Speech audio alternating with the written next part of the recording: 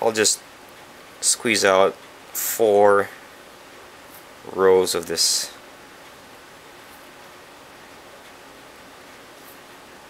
And that should be more than enough.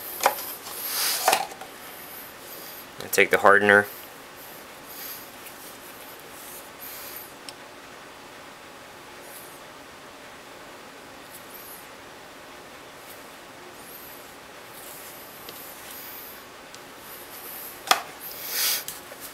and then start mixing these up.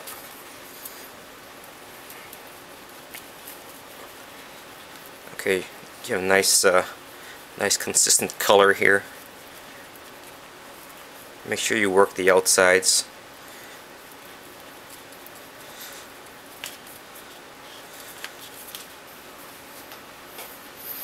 Now, take my first slug. Just kind of roll it inside into the epoxy there. Get a nice good coat on there. Oops. And then insert into the hole. It's a nice, see, that tool to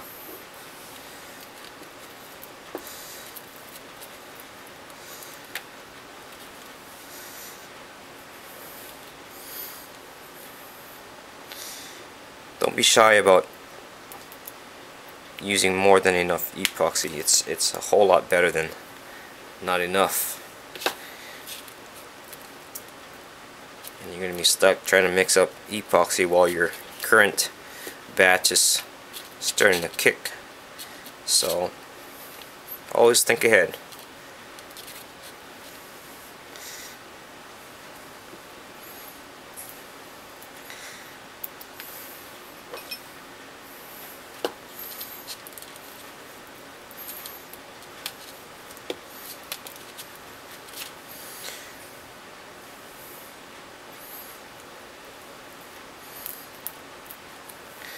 Okay, take my tool here,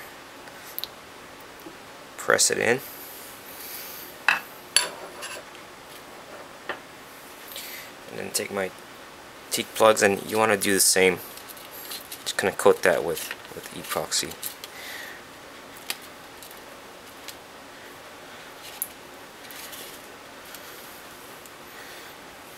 Okay. That one into the first one.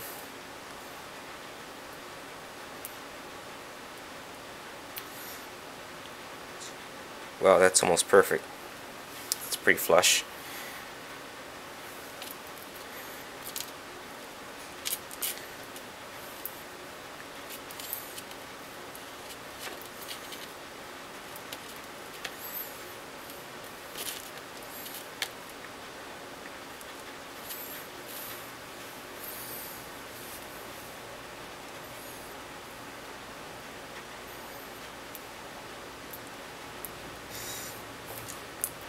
See, one thing I forgot to tell you is you want to align the grain of the plug.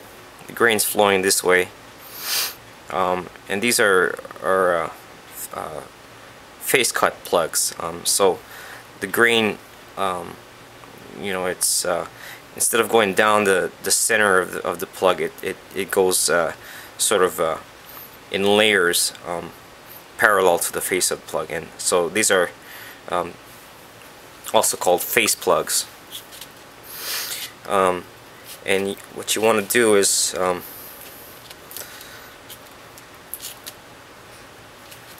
orient it so it's the grain is parallel to the grain of your spear gun, and I'm going to show you why that's important later on. But let me get this in before I run out of time.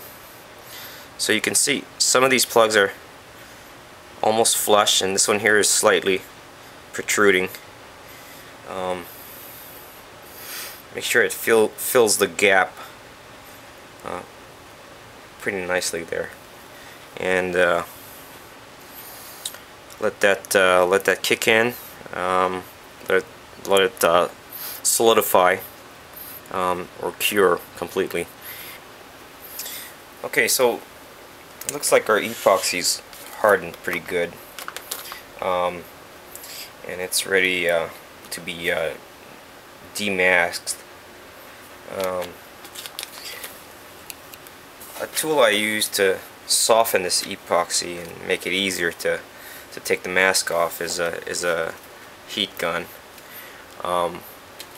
When you apply heat to epoxy, it softens and makes it a lot easier to remove. So I'm going to go ahead and start softening up this epoxy. Don't dwell in one area too long, or you're going to start to burn either the wood or the epoxy. So just kind of uniformly heat this up.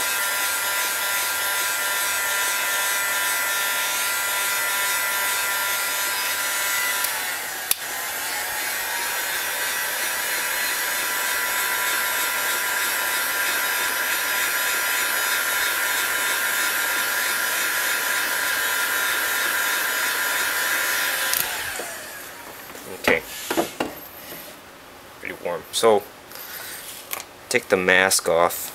See how easy that comes off?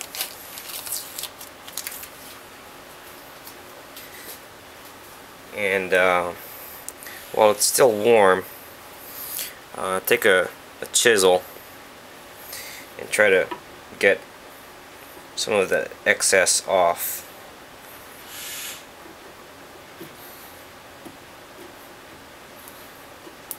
Should be able to just scrape it off.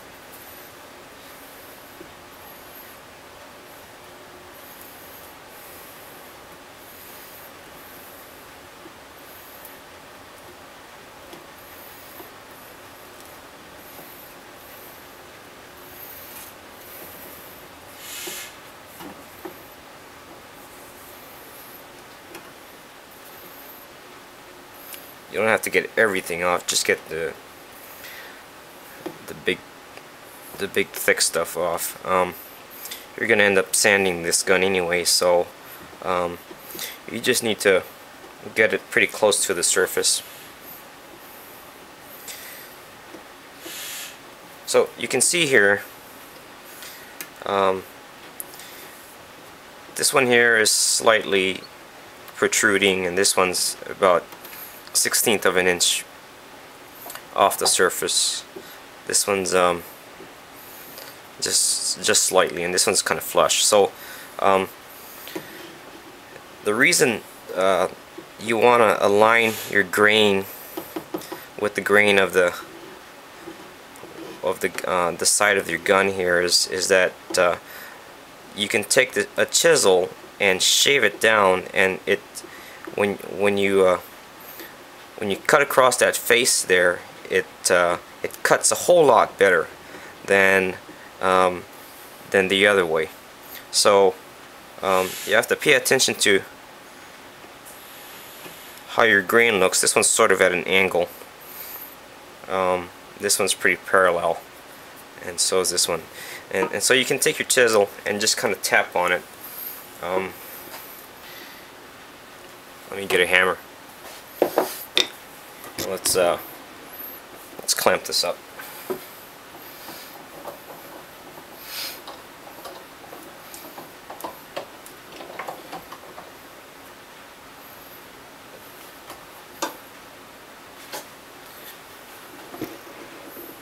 See? Okay. So you can take your chisel and let me reposition the camera here. Take your chisel and so just tap on it really lightly.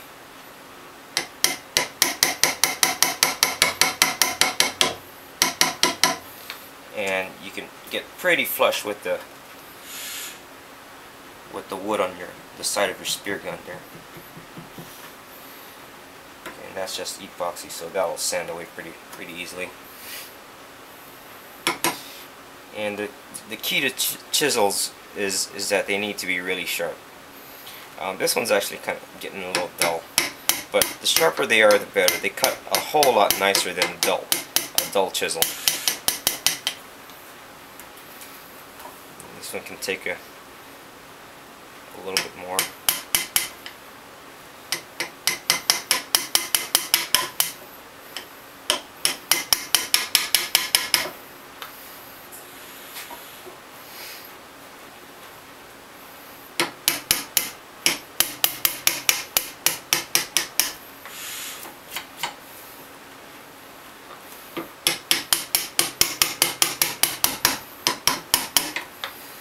So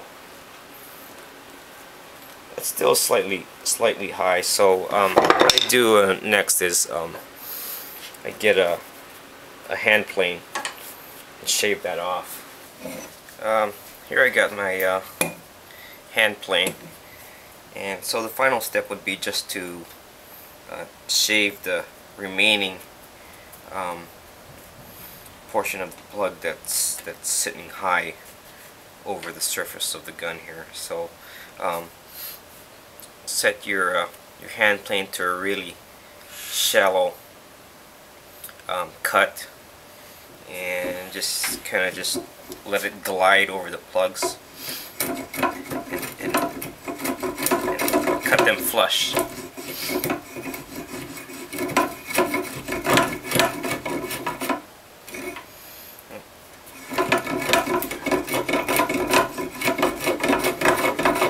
Again, you're going to be sanding this down, so you don't have to be super accurate. Just get it down as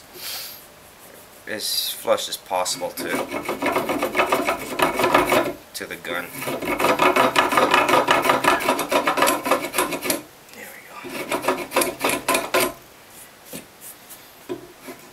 go. Okay, so I think that's it.